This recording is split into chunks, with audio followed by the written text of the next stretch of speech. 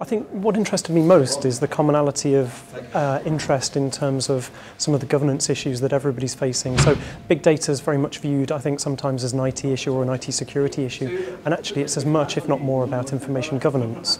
So, for example, we're looking at things like the Data Protection Act, making sure that we've got appropriate retention schedules. There was a really good question about retention schedules and how we enforce them, how we make sure that we're not keeping information beyond a legal responsibility.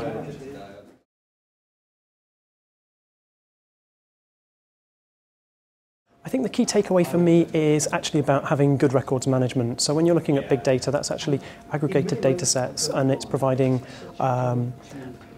appropriate records management. It's about making sure that you've got a good information classification system.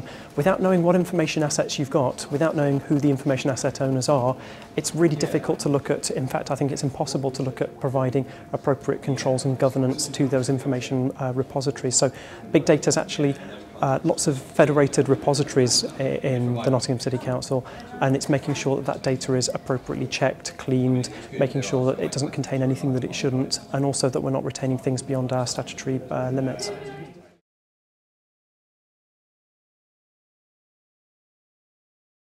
For information security, I think it's really important to look at what you want to get out of it. One of the key challenges we faced was actually having too much information. So as an organisation, we've got hundreds, if not thousands, of information sources, each producing logs, and those logs provide a sea of data. And what we want to do is carve meaningful information from that sea of data.